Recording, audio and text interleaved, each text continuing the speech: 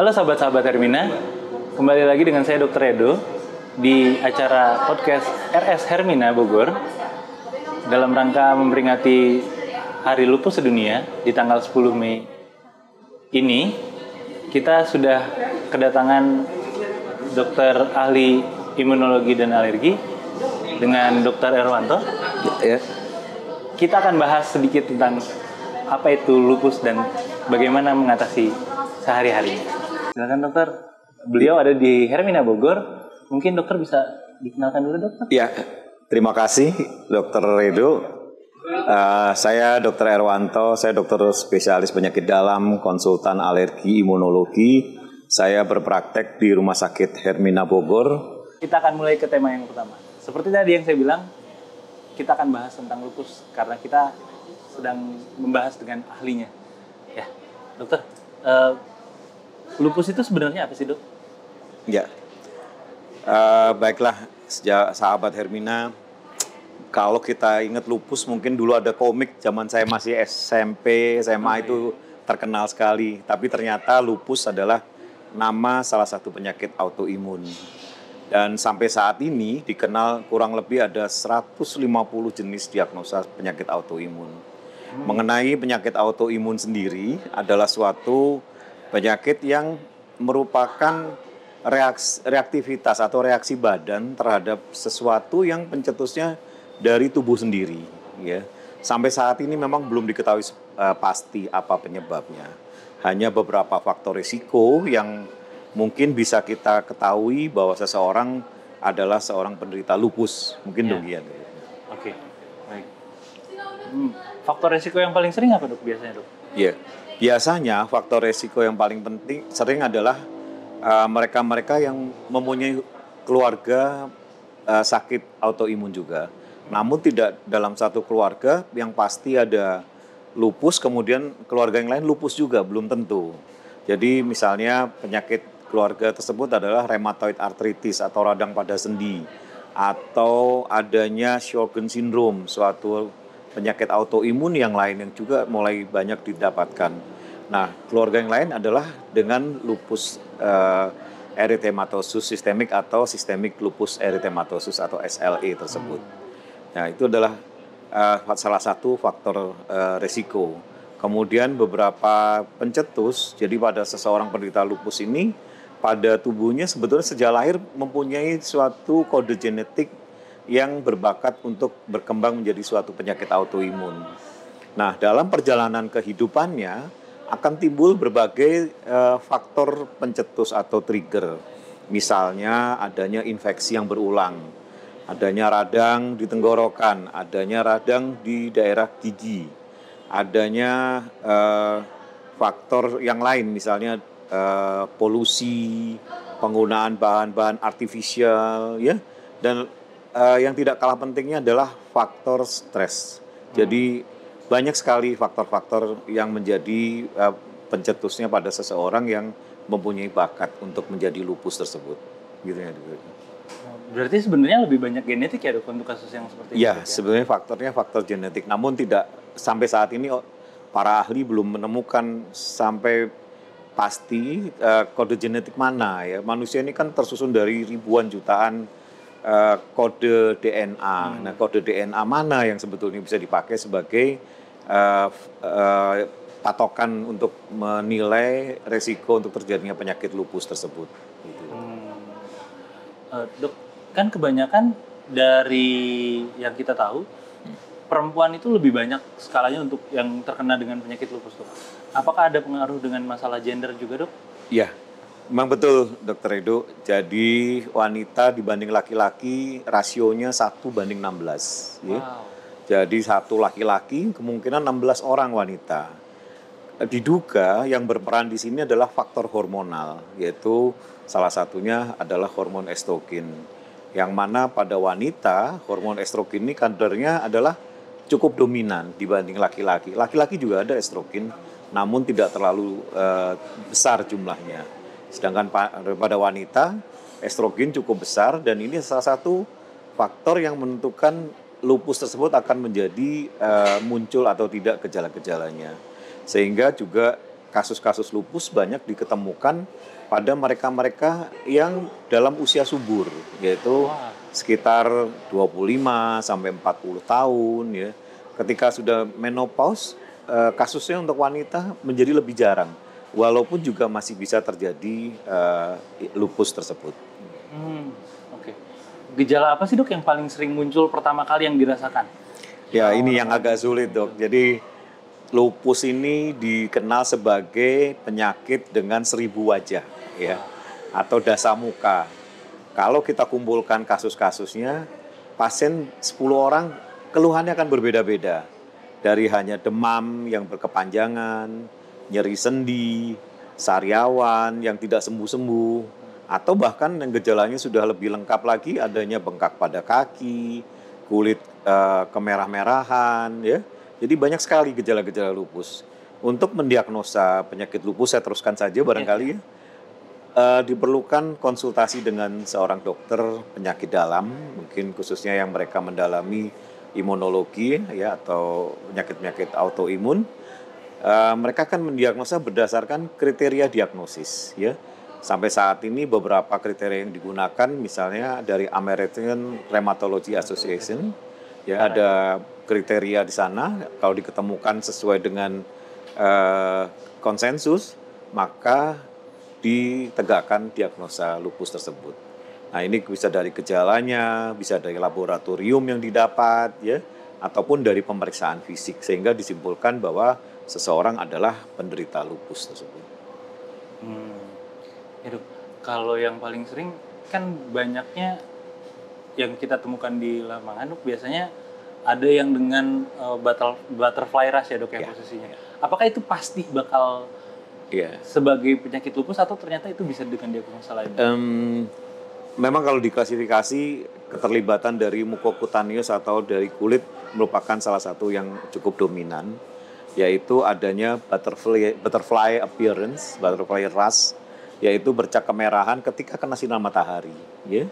Kemudian biasanya diikuti dengan stomatitis atau sariawan, ya, adanya nyeri sendi yang pada sendi-sendi kecil, kaku pada pagi hari, adanya rambut rontok. Nah, ini adalah gejala-gejala yang kita curigai pada seseorang mungkin menderita lupus atau tidak.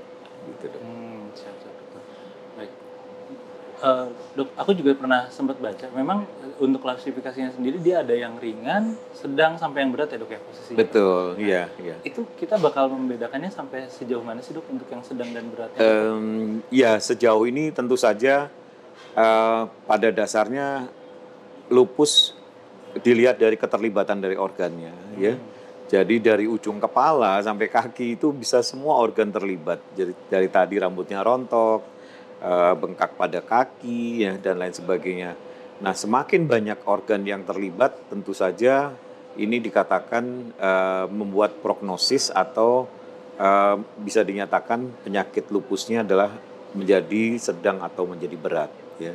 Adalah yang ringan, kalau mungkin hanya nyeri-nyeri sendi saja, tapi gejala klinisnya masih baik, ya, pasiennya masih bisa jalan, bisa bersosialisasi, ya, namun keluhan berulang-ulang terjadi. Nah, itu biasanya masuk yang ringan-ringan saja, gitu.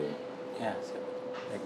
Nah, yang sering ditanyain sama pasien nih biasanya dok, kalau wanita dengan lupus usia yang tadi dok, usia masa subur tuh dok, mereka boleh hamil nggak sih dok sebenarnya dok? Iya, tentu saja jawaban secara umum boleh hamil.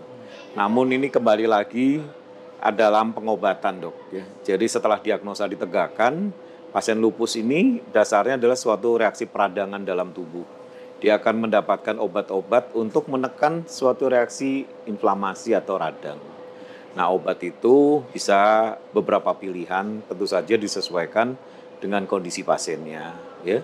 Nah, dalam pengobatannya diharapkan dalam waktu 6 bulan akan tercapai suatu periode yang dinamakan remisi. Yaitu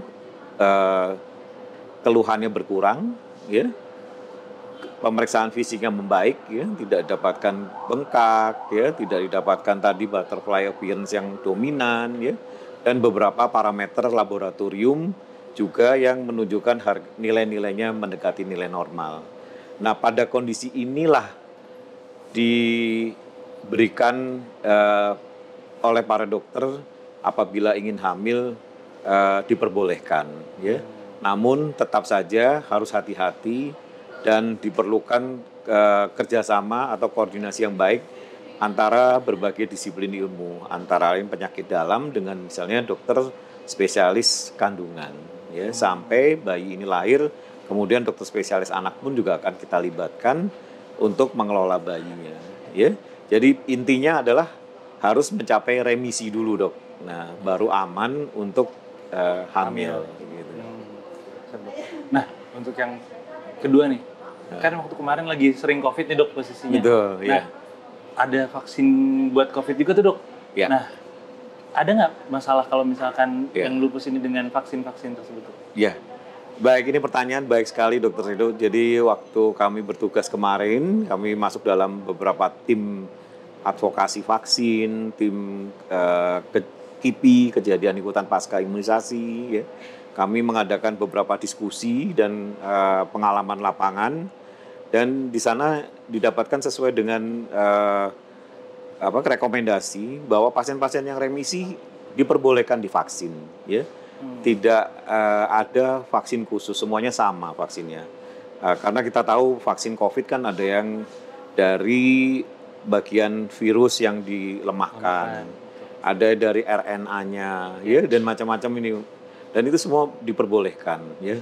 Dan angka resiko untuk terjadinya efek samping atau yang disebut sebagai relapse ternyata tidak terlalu besar, ya. Kurang dari 5 atau bahkan ada yang mengatakan kurang dari 3%, Dok. Ya. Dan kalau itu ditangani dengan segera, ya insya Allah nanti pasien akan cepat kembali lagi pulih kondisinya dan tidak mengalami masalah yang berkepanjangan akibat dari vaksin tersebut, ya. Namun kita dalam hal vaksin harus mempertimbangkan, ya, risiko dan keuntungannya, ya. Kita tahu kalau orang-orang dengan lupus adalah mereka yang daya tahan tubuhnya tidak optimal, ya, karena dari lupusnya sendiri, kemudian minum obat-obat yang disebut sebagai obat imunosupresan atau menekan reaksi peradangan, ya.